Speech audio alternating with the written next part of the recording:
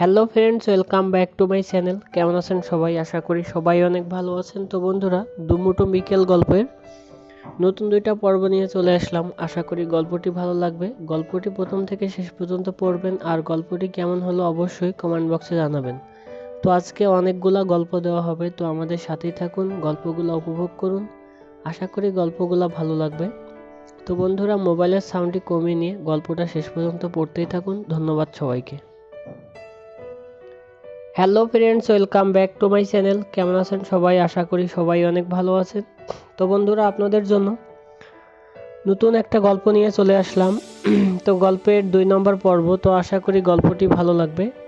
তো গল্পটি ভালো লাগলে অবশ্যই লাইক কমেন্ট শেয়ার করবেন। আর যারা এখনও আমাদের চ্যানেলটি সাবস্ক্রাইব করেননি তারা অবশ্যই চ্যানেলটি সাবস্ক্রাইব করবেন।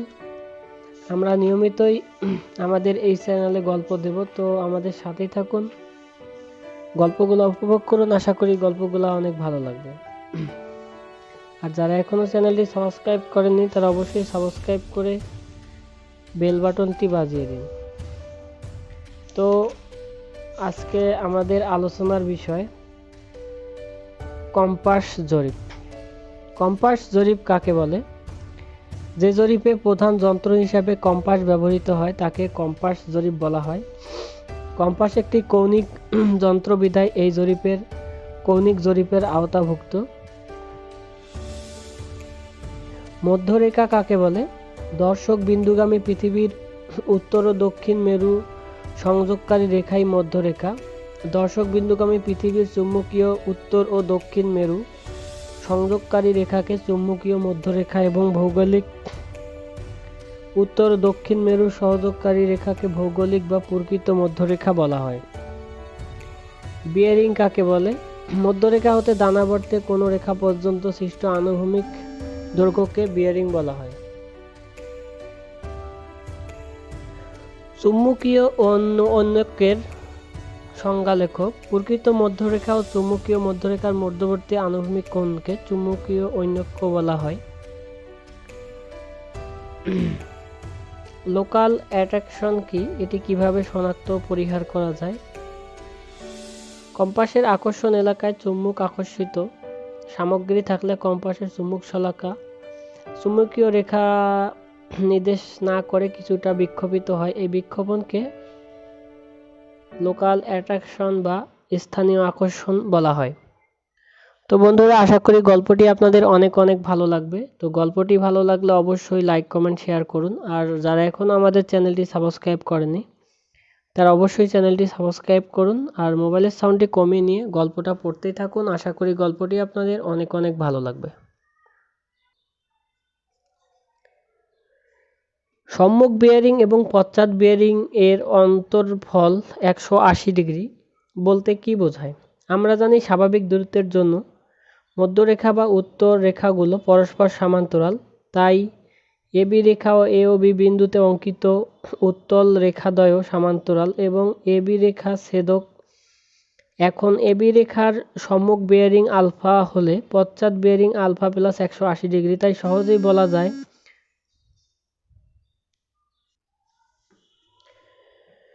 প্লেন টেবিল জরিপ কোন নীতির উপর প্রতিষ্ঠিত? প্লেন টেবিল জরিপ প্রতিসাম্য, সমান্তরাল ও সমানুপাতিক নীতির উপর প্রতিষ্ঠিত।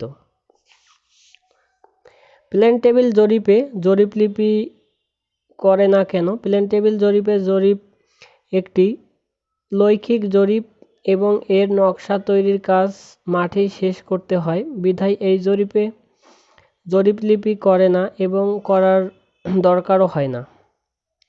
প্লেন টেবিল জরিপের দিক স্থাপন ও বা গোড়াপত্তন কি? প্রারম্ভিক স্টেশনে টেবিল স্থাপন, লেভেল করা, আয়তাকার কম্পাসের সাহায্যে উত্তর দিক আঁকা, সামনে ও পিছনে স্টেশন সেট করে রশ্মি টানা ইত্যাদি করার নামই প্লেন টেবিলের দিক স্থাপন বা গোড়াপত্তন। প্লেন টেবিল জরিপ পদ্ধতি কি কি? প্লেন টেবিল জরিপ পদ্ধতি হলো বিকিরণ ছেদন, ট্রাভার্সিং, পূর্ণ ছেদন পদ্ধতি ইত্যাদি।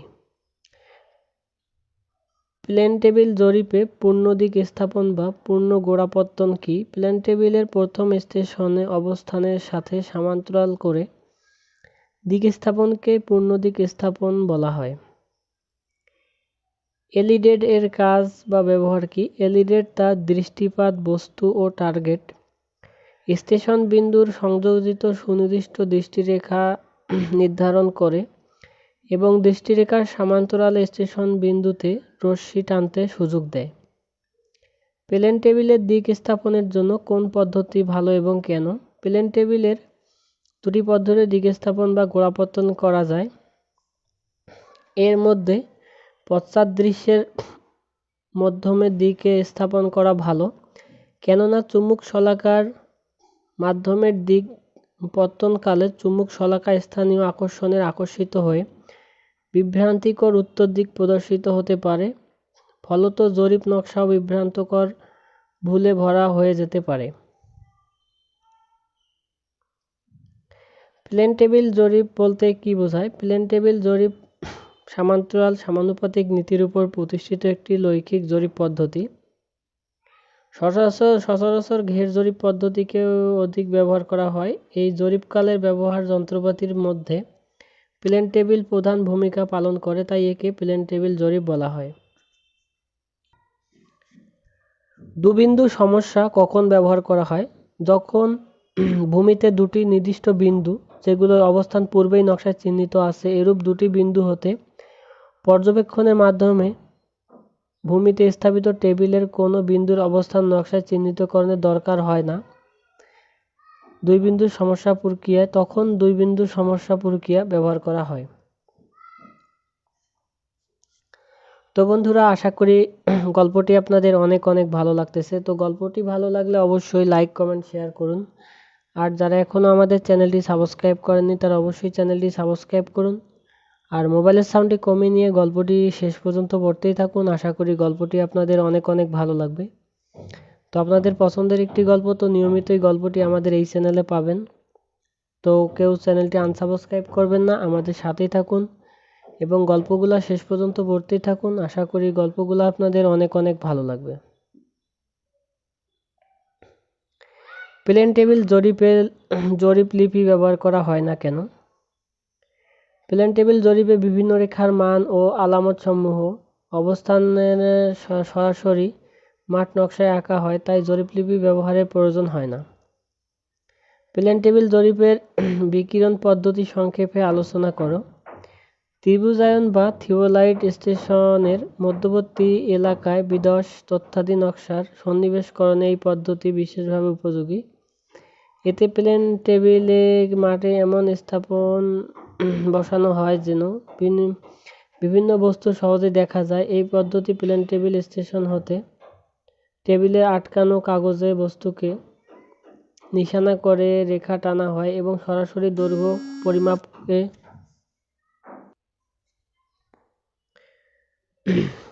প্লেন টেবিল জরিপের বিকিরণ পদ্ধতি সংক্ষেপে আলোচনা করো। ত্রিভুজায়ন বা থিওলাইট স্টেশন বিন্দুর মধ্যবর্তী বিদশ তথ্যাদি নকশায় সন্নিবেশকরণে এই পদ্ধতি বিশেষভাবে উপযোগী। এতে প্লেন টেবিলের মাঠকে এমনভাবে বসানো হয় যেন বিভিন্ন বস্তু সহজেই দেখা যায়। এই পদ্ধতিতে প্লেন টেবিল স্টেশন হতে টেবিলে আটকানো কাগজে বস্তুর নিশানা করে রেখা টানা হয় এবং সরাসরি দৈর্ঘ্য পরিমাপ নিয়ে স্কেল অনুসারে কাগজে বস্তুর অবস্থান দেখানো হয়। কার্য প্রক্রিয়া: মাঠে একটি স্টেশন টি নেই যেন এটা তাতে ইঞ্চিত বস্তুগুলো দেখা যায়। টেবিলটি স্টেশনায় আনুভূমিকভাবে স্থাপন করে ড্রয়িং শিট লাগিয়ে নিল এবং ওপেন সিমটার সাহায্যে মাঠে স্টেশনকে ড্রয়িং শিটে স্থাপন করি। এবার টেবিলটি ক্লাম্প স্ক্রু দিয়ে আটকিয়ে দেই। এডিটকে বিন্দু সংস্পর্শ করিয়ে মাঠের নিশানার দিকে টেনে দেই এবং মাঠ হতে এ হতে বি পর্যন্ত মেপে স্কেল অনুযায়ী কাগজে বিন্দুতে চিহ্নিত করি।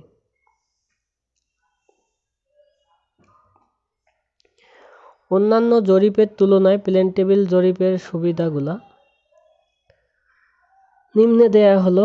1 নম্বরে, যেহেতু প্লেন টেবিল জরিপের নকশা সরজমিনে করা হয় তাই এতে কোনো তথ্য বাদ পড়ার সম্ভাবনা থাকে না।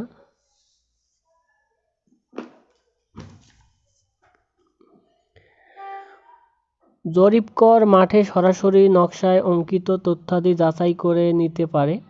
যেহেতু জরিপতব্য এলাকায় জরিপকরের দৃষ্টির সামনেই থাকে, তাই সহজেই বস্তুর সঠিক অবস্থান নকশায় সন্নিবেশ করা যায়।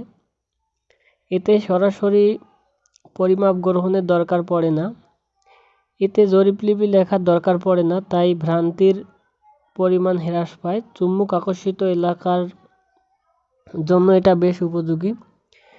থিওডোলাইট ও অন্যান্য জরিপ অপেক্ষা এটা বেশ সহজ সরল। এতে খরচের পরিমাণও কম। ছোট স্কেলে নকশার জন্য এটি বিশেষ উপযোগী। এটার নকশা প্রণয়নে দাপ্তরিক কাজের দরকার পড়ে তা না, তাই সময়ও কম লাগে। এই জরিপের জন্য অত্যাধিক দক্ষ জরিপ করে দরকার পড়ে না। এই জরিপের ব্যবহার যন্ত্রপাতি জটিলতা কম এবং সমন্বয়েও অধিক সময় দরকার হয় না।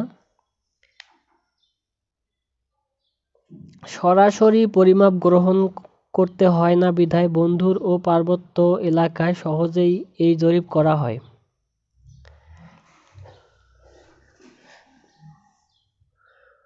তো বন্ধুরা, অবশ্যই গল্পটি মোবাইলের সাউন্ডটি কমিয়ে নিয়ে পড়তেই থাকুন।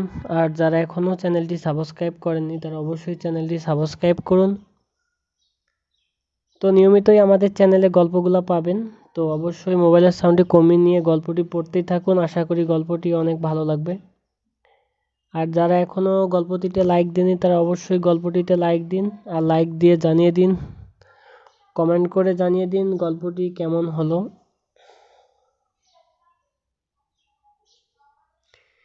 প্লেন টেবিল জরিপের অসুবিধা। বর্ষার সময় কুয়াশা, বৃষ্টিপাত ও আর্দ্র আবহাওয়ায় এই জরিপ কাজ করা যায় না। যেহেতু পরিমাপের জন্য জরিপ বই থাকে না, ফলে পূর্ণনকশা প্রণয়ন, নকশা সংকোচন ও পরিবর্ধন করা কষ্টসাধ্য। এই জরিপে নিখুঁত ফলাফল পাওয়া যায় না।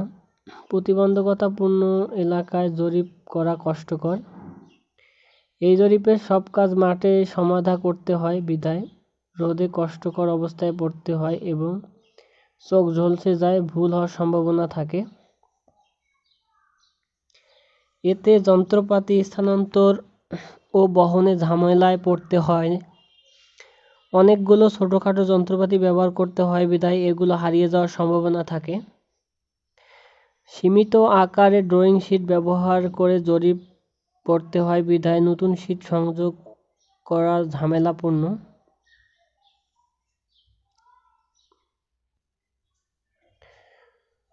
পশ্চাদদৃশ্যের সাথে টেবিলের পূর্ণ গোড়াপত্তন।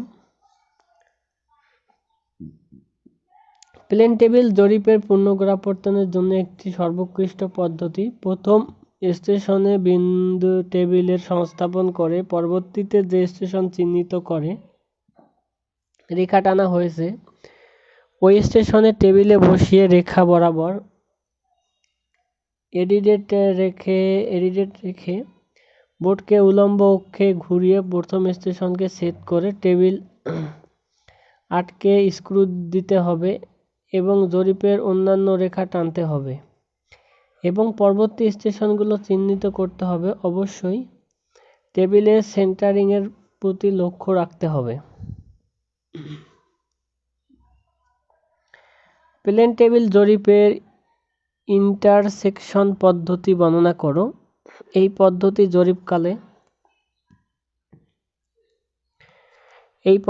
জরিপকালের একই বস্তুকে দুইটি স্টেশনের মধ্যে নিশানা করে রেখা টানা হয় এবং রেখাদ্বয় ছেদ নকশায় সন্নিবেশের জন্য এই পদ্ধতি বিশেষভাবে উপযোগী। এই পদ্ধতির মাধ্যমে নকশার বিস্তারিত তথ্যাদি সন্নিবেশ করা যায়। ডায়ালগ স্কেল বলতে কি বোঝায়? প্যানেল টেবিল সার্ভেইং কি কি যন্ত্রপাতি ব্যবহার করা হয় নিম্নে দেওয়া হলো। ডায়াগোনাল স্কেল সাধারণত স্কেল থেকে যে পরিমাপ নেওয়া যায় তা অপেক্ষা আরও ছোট এককের বা ক্ষুদ্রতর অংশের মাপ প্রয়োজন হলে একটি ছোট অংশ একটি বিশেষ নিয়মে বিভক্ত করে যে স্কেল অঙ্কন করা হয় তাকে ডায়াগোনাল স্কেল বলা হয়। প্লেন টেবিল সার্ভিংয়ের যন্ত্রপাতি হলো plane table, ranging rod, plumb bob, তেপায়া, compass, screw, spirit level, drawing sheet, chain ইত্যাদি। তো বন্ধুরা, আশা করি গল্পটি আপনাদের অনেক অনেক ভালো লাগবে। তো গল্পটি ভালো লাগলে অবশ্যই লাইক করে দিন, আর যারা এখনও চ্যানেলটি সাবস্ক্রাইব করেননি তারা অবশ্যই চ্যানেলটি সাবস্ক্রাইব করে দিন। মোবাইলের সাউন্ডটি কমিয়ে নিয়ে গল্পটা শেষ পর্যন্ত পড়তেই থাকুন, আশা করি গল্পটি আপনাদের অনেক অনেক ভালো লাগবে। শিকল জরিপ জরিপ পদ্ধতি জরিপতব্য এলাকায় কতকগুলো সুঠাম ত্রিভুজ বিভক্ত করে বিভিন্ন কোণের মাপ ব্যতি রেখেই কেবলমাত্র ত্রিভুজের বাহুর দৈর্ঘ্য টেপ বা শিকলের সাহায্যে মেপে জরিপ কাজ করা হয়, তাকে শিকল জরিপ বলা হয়। তো শিকল জরিপের সুবিধা, নিচে শিকল জরিপের সুবিধা দেওয়া হলো। 1 নম্বরে সমতল ভূমি জরিপের এই জরিপ খুবই উপযোগী। এই জরিপের দৈর্ঘ্য মাপন, ক্ষেত্রফল নিরূপণ, ভূমি বন্টন ও সীমানা নির্ধারণ খুবই সহজ। এই জরিপে সকল বাহুর মাপ সরাসরি গ্রহণ করা হয়। এই জরিপে জরিপলিপির পরিমাপের সাথে সাথে তৈরি করা হয় বিধায় শুদ্ধাশুদ্ধি যাচাইও সহজ। চৌম্বকীয় আকর্ষণ ও অন্যান্য প্রাকৃতিক প্রভাবে এই জরিপের প্রভাব ফেলে না। এ জরিপে জরিপলিপি হতে নকশা অঙ্কনে হিসাব নিকাশের জটিলতা নেই। এটি জরিপের একটি সহজ পদ্ধতি এবং এতে ব্যয়ের পরিমাণও কম। শিকল জরিপের অসুবিধা। শিকল জরিপ বনজ এলাকায়, ঘনবসতি এলাকায়, প্রাকৃতিক প্রতিবন্ধকতা সমূহ এলাকার জন্য উপযোগী নয়। টান, ঝুলন, তাপমাত্রা ইত্যাদি এই জরিপের ক্ষেত্রে বিরূপ প্রভাব ফেলে। সুবিশাল এলাকার জন্য এই জরিপ উপযোগী নয়। আপেক্ষিক অবস্থান ভিত্তিক জরিপ বিধায় সীমানা নির্ধারণ ও ভূমি বন্টন অসন্তোষ দেখা দিতে পারে। এই জরিপে সকল বাহুর দৈর্ঘ্য পরিমাপ করতে হয় বিধায় একে অধিক সময় লাগে। প্লেন টেবিল জরিপ সমান্তরাল সমানুপাতিক নীতির উপর প্রতিষ্ঠিত একটি লৈখিক জরিপ পদ্ধতি। সচরাচর ঘের জরিপের এই পদ্ধতি অধিক ব্যবহার হয়। এই জরিপে ব্যবহৃত যন্ত্রপাতির মধ্যে প্লেন টেবিলই প্রধান ভূমিকা পালন করে, তাই একে প্লেন টেবিল জরিপও বলা হয়। প্লেন টেবিল জরিপের সুবিধা। প্লেন টেবিল জরিপের সুবিধা হলো, নিচে টেবিলের সুবিধা দেওয়া হলো। যেহেতু প্লেন টেবিল জরিপের নকশা সরজমিনে করা হয় তাই এতে কোনো তথ্য বাদ পড়ার সম্ভাবনা থাকে না। জরিপকর মাঠে সরাসরি নকশা অঙ্কিত তথ্যাদি যাচাই করে নিতে পারে। যেহেতু জরিপতব্য এলাকায় জরিপ করে দৃষ্টির সামনেই থাকে তাই সহজেই বস্তুর সঠিক অবস্থান নকশায় সন্নিবেশ করা হয়। এতে সরাসরি পরিমাপ গ্রহণের দরকার পড়ে না। এতে জরিপলিপি লেখার দরকার পড়ে না, তাই ভ্রান্তির পরিমাণ হ্রাস পায়। চুম্বক আকর্ষিত এলাকার জন্য এটা বেশ উপযোগী। থিওলাইট ও অন্যান্য জরিপ অপেক্ষা এটা বেশ সহজ-সরল। এতে খরচের পরিমাণ খুবই কম। ছোট স্কেলে নকশার জন্য এটা বিশেষ উপযোগী। এটা নকশা প্রণয়নে দাপ্তরিক কাজের দরকার পড়ে না, তাই সময়ও কম লাগে। এই জরিপের জন্য অত্যাধিক দক্ষ জরিপকরদের দরকার পড়ে না। এই জরিপে ব্যবহৃত যন্ত্রপাতির জটিলতা কম এবং সমন্বয়েও অধিক সময় দরকার হয় না। সরাসরি পরিমাপ গ্রহণ করতে হয় বিধায় বন্ধুর ও পার্বত্য এলাকায় সহজেই এই জরিপ করা হয়। প্লেন টেবিল জরিপের অসুবিধা। নিচে প্লেন টেবিল জরিপের অসুবিধা দেওয়া হলো। 1 নম্বর, বর্ষার সময় কুয়াশা, বৃষ্টিপাত ও আর্দ্র আবহাওয়ায় এই জরিপ করা যায় না। যেহেতু পরিমাপের কোনো জরিপ বই থাকে না, ফলে পূর্ণ নকশা প্রণয়ন, নকশার সংকোচন বা পরিবর্ধন করা কষ্টসাধ্য। এই জরিপে নিখুঁত ফলাফল পাওয়া যায় না, প্রতিবন্ধকতাপূর্ণ এলাকায় জরিপ করা কষ্টকর। এ জরিপের সব কাজের মাঠে সমাধা করতে হয়, বিধায় রোদে কষ্টকর অবস্থায় পড়তে হয় এবং চোখ ঝলসে যায়, ভুল হওয়ার সম্ভাবনা থাকে। এতে যন্ত্রপাতি স্থানান্তর ও বাহনে ঝামেলায় পড়তে হয়। অনেকগুলো ছোটোখাটো যন্ত্রপাতি ব্যবহার করা হয় বিধায় এগুলো হারিয়ে যাওয়ার সম্ভাবনা থাকে। সীমিত আকারে ড্রয়িং শিট ব্যবহার করে জরিপ করতে হয় বিধায় নতুন ড্রয়িং শিট সংযোগ করতে অনেক ঝামেলায় পড়তে হয়। রিডিউস লেভেল বা আরএল কি? উপাত্ত তল হতে ওলন রেখা বরাবর কোনো বিন্দুর বা বস্তুর উচ্চতা ও গভীরতা হ্রাসকৃত তল বা কে আরএল বলা হয়। মুরব্বা কি বা মুরব্বা কাকে বলে? কিস্তুয়াত জরিপের সুবিধার্থে একটি মৌজাকে কতকগুলো চতুর্ভুজ সদৃশ এলাকায় ভাগ করে নেওয়া হয়। এই চতুর্ভুজ সদৃশ প্রত্যেকটি এলাকাকে এক একটি মুরব্বা বলা হয়। খতিয়ান কি বা খতিয়ান কাকে বলে?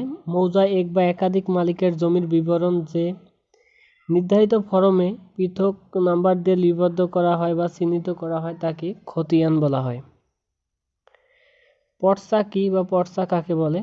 খতিয়ানের যে অনুলিপি ভূমির মালিককে দেওয়া হয় তাকেই পর্চা বলে। দিয়ারা কি? দিয়ারা সেটেলমেন্ট কখন করা হয়? নদী বা সমুদ্র নতুন জেগে ওঠা চর জমির জন্য দিয়ারা সেটেলমেন্ট জরিপ করা হয়। সিকমি লাইন কি?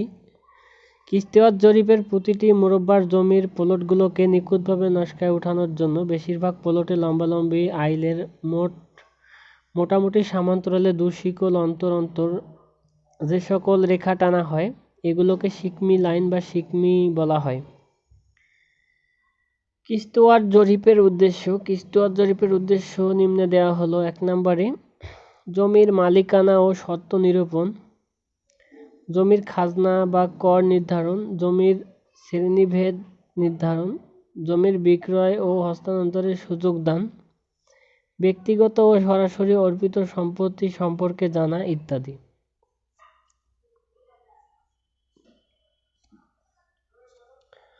সমতলমিতি কাকে বলে বা সমতলমিতি কি? যে প্রক্রিয়া বা কলাকৌশলের মাধ্যমে ভূপৃষ্ঠের বিভিন্ন বিন্দু বা বস্তুর আপেক্ষিক উচ্চতা বা গভীরতা নির্ণয় করা হয় তাকে সমতলমিতি বলা হয়। উত্তল তল কি? যে ধার্যকৃত পৃষ্ঠ হতে ভূপৃষ্ঠস্থ বিভিন্ন বিন্দুর উচ্চতা বা গভীরতা নির্ণয় করা হয় তাকে উত্তল তল বলে। এটি একটি বক্রপৃষ্ঠ। উপাত্ত রেখা বা ডেটাম লাইন বলতে কি বোঝায়? উপাত্ত তলের যে কোনো রেখাই উপাত্ত রেখা। এটি একটি বক্ররেখা। এই রেখা পৃষ্ঠ বিভিন্ন বিন্দুর উচ্চতা ও গভীরতা মাপা হয়। তো বন্ধুরা, আশা করি গল্পটি আপনাদের অনেক অনেক ভালো লেগেছে। তো গল্পটি ভালো লাগলে অবশ্যই লাইক, কমেন্ট, শেয়ার করুন। আর যারা এখনও আমাদের চ্যানেলটি সাবস্ক্রাইব করেননি তারা অবশ্যই চ্যানেলটি সাবস্ক্রাইব করুন। আমরা নিয়মিতই আমাদের চ্যানেলে গল্প দেব। তো আশা করি গল্পটি আপনাদের অনেক অনেক ভালো লাগবে। তো মোবাইলের সাউন্ডটি কমিয়ে নিয়ে গল্পটি পড়তেই থাকুন। আর যারা এখনও আমাদের চ্যানেলটি সাবস্ক্রাইব করেননি চ্যানেলটি সাবস্ক্রাইব করুন। ভিডিওটিতে যারা এখনও লাইক দেননি তাদের কাছে একটাই অনুরোধ, ভিডিওটিতে লাইক দিন, কমেন্ট করুন গল্পটি কেমন লাগলো। হ্রাসকৃত তল বা আরএল কাকে বলে? উপাত্ত তল হতে ওলন রেখা বরাবর কোনো বিন্দু বা বস্তুর উচ্চতা বা গভীরতাকে হ্রাসকৃত তল বা আরএল বলা হয়। গড় সমুদ্রতল বলতে কি বোঝায়? যদি সাগরে জোয়ার ভাটা না থাকতো তাহলে সাগরের পানিপৃষ্ঠ একটি সমতল পৃষ্ঠ হতো। কোনো স্থানে দীর্ঘকালব্যাপী অমাবস্যা, পূর্ণিমা, জোয়ার ভাটা ইত্যাদি সহ সকল ক্ষেত্রে সাগর পানির গড় উচ্চতা বরাবর সৃষ্ট পানির পৃষ্ঠ গড় সমুদ্রতল বরাবর এর গড় সমুদ্রতলকে স্মারকতল, পৃষ্ঠ বা উপাত্ততল হিসাবে ধরা হয়। বেঞ্চমার্ক কি? বেঞ্চমার্ক একটি ফলক যাতে স্মারকবিন্দুর আরএল লিপিবদ্ধ থাকে। কোন কোন সংস্থা স্থায়ী বেঞ্চমার্ক স্থাপন করে থাকে? বিভিন্ন সংস্থা যেমন গণপথ বিভাগ, সড়ক ও জনপথ বিভাগ, পানি উন্নয়ন বোর্ড ইত্যাদি স্থায়ী বেঞ্চমার্ক স্থাপন করে থাকে। বিভিন্ন ধরনের বেঞ্চমার্কের নাম: জিটিএস বেঞ্চমার্ক, স্থায়ী, অস্থায়ী এবং ধার্যকৃত। সমতল মিতির উদ্দেশ্য। নিম্নে সমতল মিতির উদ্দেশ্য দেওয়া হলো। সমতল মিতির উদ্দেশ্য: 1 নম্বরে বিভিন্ন বিন্দু বা বস্তুর আপেক্ষিক উচ্চতা বা গভীরতা জানার উদ্দেশ্যে। 2 নম্বরে বিভিন্ন প্রকল্পের জন্য সড়ক, রেলপথ, সেচ খাল ইত্যাদির মাটি কাটা ও ভরাটের জন্য মাটির পরিমাণ নির্ণয়ের উদ্দেশ্যে। তো বন্ধুরা, আশা করি গল্পটি আপনাদের অনেক অনেক ভালো লেগেছে। তো গল্পটি ভালো লাগলে অবশ্যই লাইক, কমেন্ট, শেয়ার করবেন। আর যারা এখনও আমাদের চ্যানেলটি সাবস্ক্রাইব করেননি তারা অবশ্যই চ্যানেলটি সাবস্ক্রাইব করবেন। তো এখন থেকে নিয়মিতই গল্প পাবেন। তো আমাদের সাথেই থাকুন, আমাদের সাপোর্ট করুন।